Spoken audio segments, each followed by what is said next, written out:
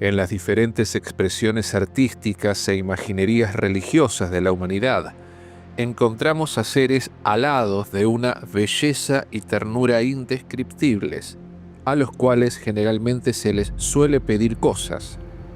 Estos seres, llamados ángeles por los creyentes, según la Cábala, existen, y no es cosa menor.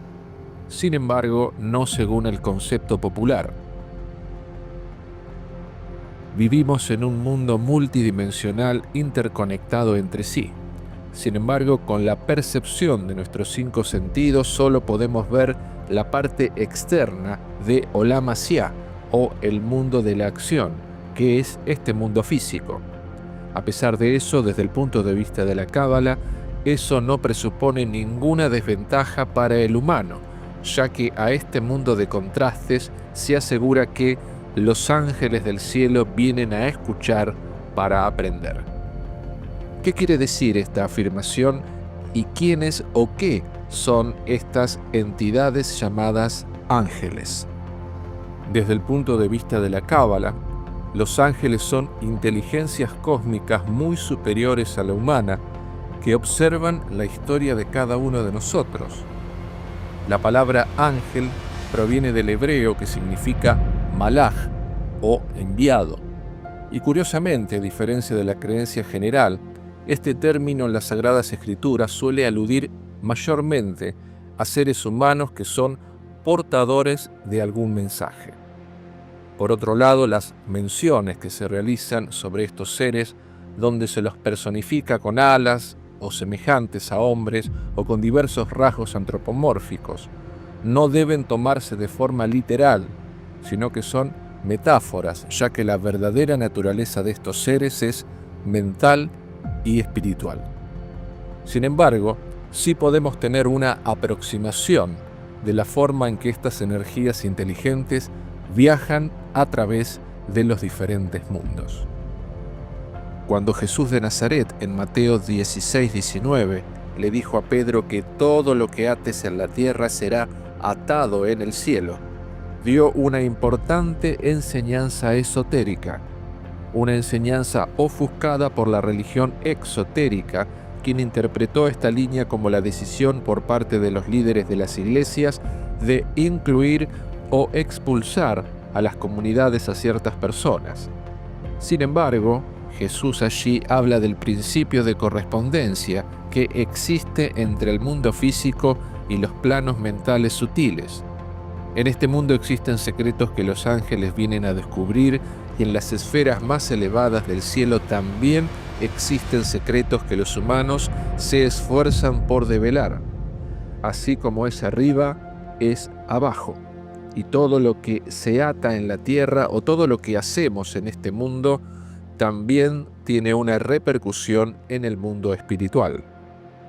En nuestra entrega anterior estuvimos analizando de qué forma el universo físico es una proyección de patrones geométricos, una proyección que conforma la arquitectura cuántica de la realidad.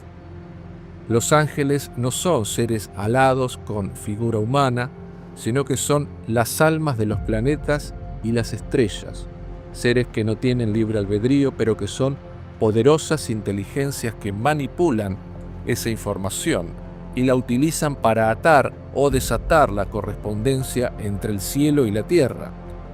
Por eso, aunque no tengan libre albedrío, son entidades con identidad. Lo que nosotros llamamos estrellas, constelaciones o planetas, para las inteligencias angelicales son en realidad portales entre realidades o maquinarias cuánticas que se movilizan a través de patrones geométricos. El núcleo de cada planeta y de cada estrella es una base de datos de información que conecta las dimensiones superiores y las inferiores, y los ángeles son los encargados de traducir esos códigos en patrones de tiempo y espacio. Y la pregunta que surge es, ¿por qué se los suele relacionar con seres con alas extendidas hacia sus costados? ¿Tendrá esto relación con la idea del mensajero que asciende y desciende por los mundos? Cuando hablamos de ángeles, no es posible hablar de figura alguna vinculada al mundo de la materia. sino que solo es posible hablar de patrones geométricos. Sin embargo, ¿qué puede decirse entonces de los testimonios de los distintos avistamientos de ángeles que ocurrieron en el pasado y los que ocurren incluso en el presente? Según la Biblia, varias personas fueron visitadas por estos seres, como por ejemplo los patriarcas Abraham, Jacob, el profeta Elías, por solo mencionar algunos ejemplos. ¿Quiénes eran estos visitantes? Teniendo en cuenta que la palabra malaj significa mensajero y que la Biblia la utiliza para mencionar a personas de carne y hueso, podría decirse que cuando cierto personaje de las Escrituras fue visitado por ángeles, en realidad estaba hablando de seres humanos encargados de transmitir cierto mensaje. Y en el caso que estos avistamientos hayan tenido una apariencia sobrenatural, debe entenderse que toda forma de vida que exceda los límites planetarios de este mundo y que circule por diferentes dimensiones, ya sea estas densas o sutiles, debe ser llamada extraterrestre, o sea, fuera de este mundo. Si bien para muchas personas las distintas razas alienígenas son consideradas ficticias, mientras que a los ángeles se los considera reales, debe entenderse que los ángeles, por más que sean seres espirituales, son literalmente extraterrestres, porque su morada no pertenece al plano físico. Por un lado, los ángeles son el arquetipo espiritual de la Merkabah, o del campo energético en forma de estrella tetraédrica que rodea el cuerpo humano.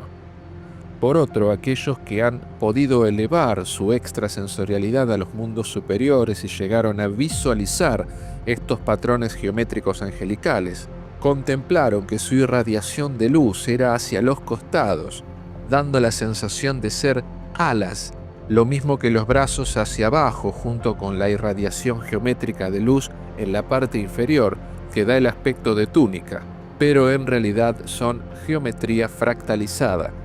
Y por otro lado, cabe preguntar, ¿quiénes son esos extraterrestres o mensajeros del cielo de aspecto luminoso, con apariencia humana, que visitaron nuestro planeta y fueron vistos por los ojos físicos?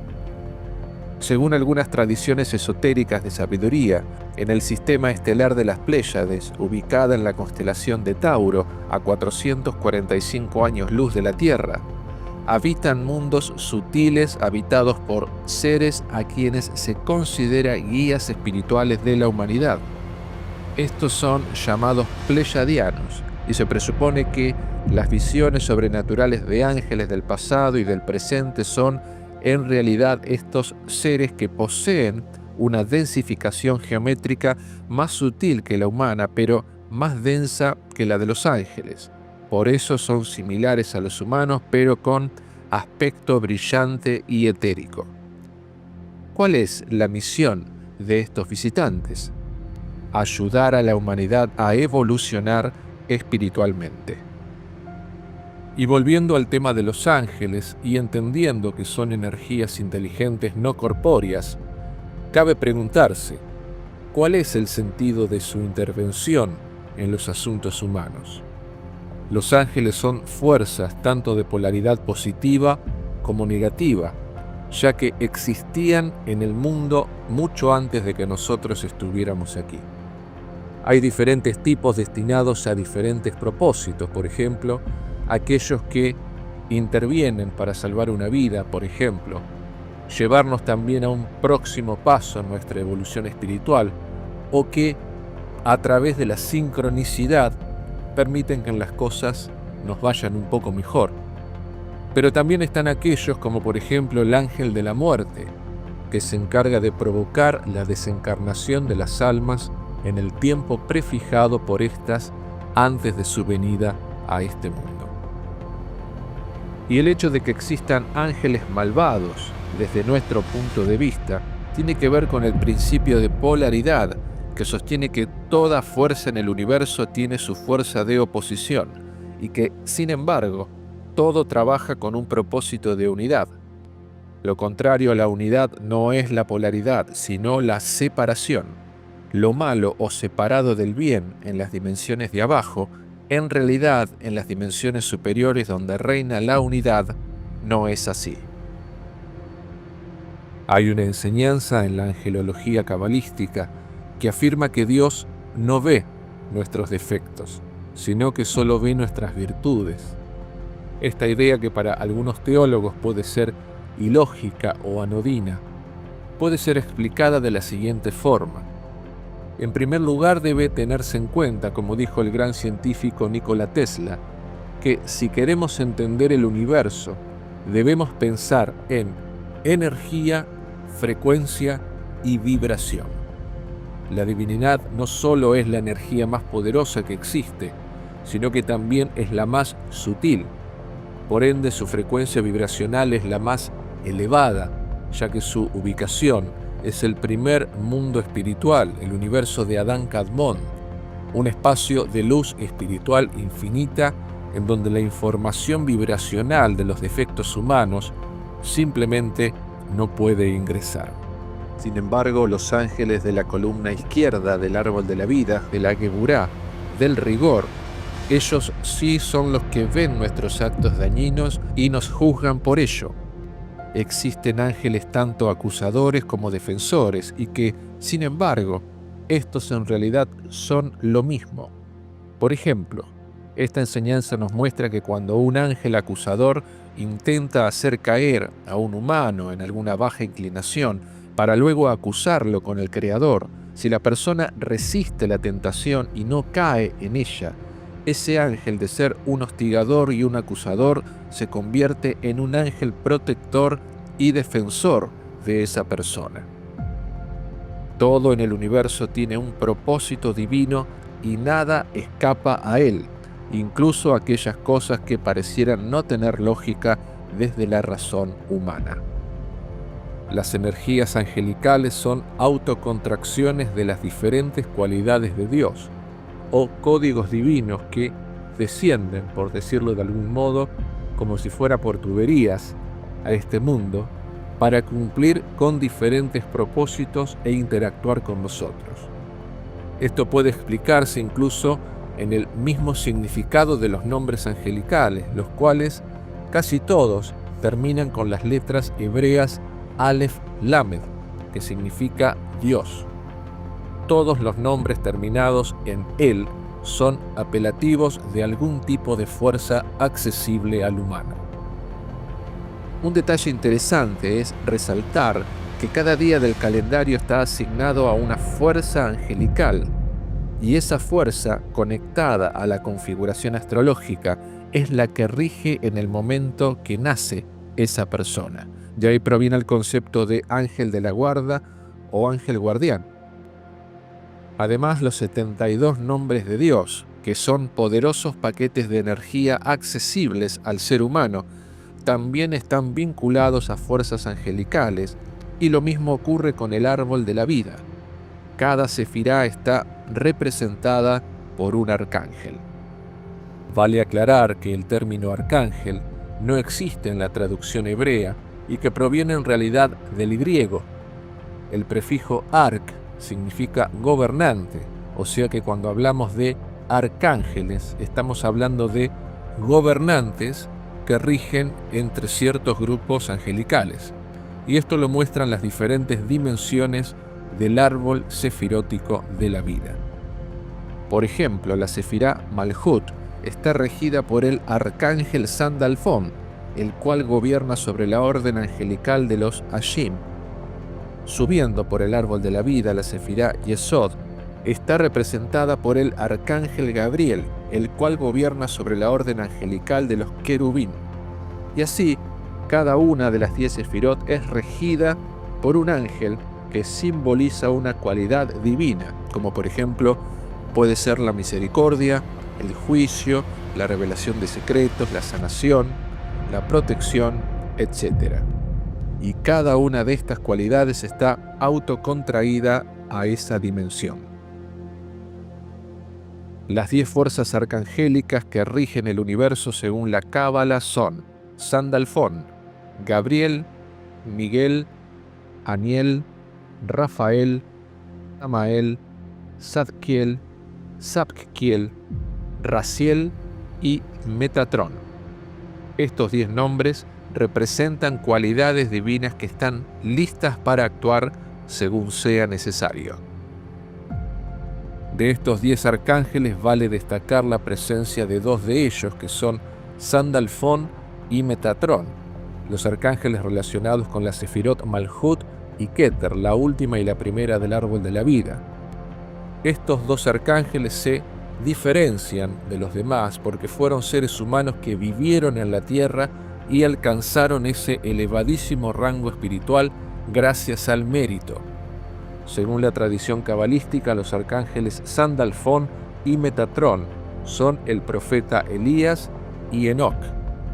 La divinidad, antes de la culminación biológica de la vida de estos humanos, produjo en ellos una angelomorfosis o una conversión de su cuerpo físico a estado energético angelical de altísima vibración.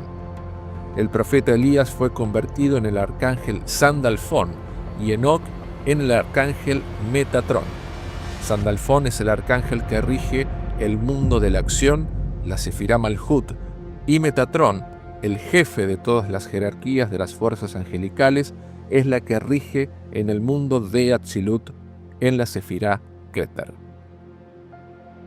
En esta experiencia holográfica, no del todo real que llamamos mundo, los ángeles representan el propósito del Creador de que todo florezca en el universo. Por eso es que no son incompatibles incluso hasta con las fuerzas newtonianas, sino que simplemente actúan en sintonía con la naturaleza, en donde la fuerza del florecimiento existe en todas sus aristas, no solo en los planos físicos, sino también metafísicos. Se puede hablar del florecimiento de los árboles o de los bosques, pero también puede hablarse del florecimiento de pensamientos o de inclinaciones del corazón. Por ejemplo, en la tradición hebrea existen 2 términos vinculados a la inclinación del corazón humano. Estas son Yetzer Hará y Yetzer Hatov. Yetzer Hará es la tendencia hacia las malas inclinaciones y el Yetzer Hatov es la inclinación hacia la búsqueda del bien. Estas fuerzas movilizan el corazón y en cábala se llaman ángeles. Y es digno de notar que algunos místicos medievales, entre ellos Maimónides, para referirse a los ángeles utilizaron el término Sahalim, que proviene del término Selech, que significa intelecto, relacionando a estas entidades a procesos del intelecto, al mundo de las ideas y a distintos niveles de la experiencia mental y espiritual. Incluso el apóstol Pablo, en Efesios 4:23, habló de la fuerza que impulsa la mente. Eso quiere decir que en las Escrituras, cuando se dice que Dios manda ángeles, quiere decir que envía ideas, pensamientos. Incluso en el inconsciente popular existe la famosa escena de esa persona que en la disyuntiva de tomar una decisión se debate entre el murmullo de 2 pequeños ángeles, uno en cada oído, uno benévolo que le incita a inclinarse a la mejor acción posible y otro malévolo que lo incita a inclinarse hacia el egoísmo más explícito. Todo es sensible al poder de la palabra, a la forma en que hablamos y nos hablamos. A través del poder de la palabra generamos conciencia y la conciencia es capaz de crear la materia y modelarla. La palabra moldea nuestro inconsciente y hasta es capaz de modelar nuestro cuerpo, el mundo en que vivimos y hasta a los ángeles y a las estrellas. De esa forma, las fuerzas angelicales pueden también ser poderosas energías creadoras que desde nuestro interior le dan forma a nuestra vida diaria dependiendo el uso que le demos a nuestra Debekut o a la unión con la trascendencia divina. Por ejemplo, si buscamos sanar nuestra alma o nuestro cuerpo, dependiendo de nuestro diálogo interior, de la forma que tenemos de hablarnos y de autopercibirnos, podemos invocar la energía de Rafael. O si deseamos develar algún secreto, algo que esté oculto, o tenemos sed de conocimiento, podemos invocar la energía de Raziel, el ángel de los secretos. Todo puede representarse y polarizarse mediante estas fuerzas que están al servicio del orden y del caos en nuestra vida, dependiendo del uso que le demos desde la conciencia. Por ejemplo, el ángel de la muerte no solo puede representar el día en que un alma desencarna de este mundo, sino que también representa los bloqueos que podemos tener mientras estamos en vida, la destrucción de proyectos, los duelos, las rupturas, o el ser víctimas del odio gratuito por parte de otros. Todas situaciones de la vida que el alma debe aprender a superar para evolucionar y superar su ticún personal. El ser humano tiene la capacidad incluso de crear ángeles, o los llamados egregores, que son entidades independientes formadas desde el pensamiento y la emoción colectiva. Por ejemplo, las guerras, los conflictos y todo tipo de caos que puede existir en este mundo es el resultante de haber creado ángeles negativos que se alimentan de la violencia, el dolor y el sufrimiento humanos. Existe un ángel o una energía tanto positiva o negativa para cada cosa y para cada vínculo que podemos crear. Amistades, relaciones de pareja, familia, negocios, etcétera, etcétera. En cada cosa de la vida en la que concentramos nuestra energía emocional, allí existirá un ángel que alimenta y se alimenta de esa energía. La manera en que los ángeles acusadores se transforman en defensores es a través de modificar la polaridad de los acontecimientos de nuestra vida. Los humanos somos algo así como ángeles encarnados en animales. Como dijo el filósofo Friedrich Nietzsche, el hombre es una cuerda tendida entre la bestia y el superhombre. Los ángeles son diferentes atributos de la unidad de Dios, pero que pueden activarse también dentro de nosotros. Nosotros somos el microcosmos de todo lo creado. Si bien somos seres frágiles, pequeños e insignificantes, al igual que el grano de mostaza de la parábola de Jesús, tenemos en nuestra alma el potencial para crecer y convertirnos en uno de los seres más gloriosos de la creación, superior incluso a muchos ángeles.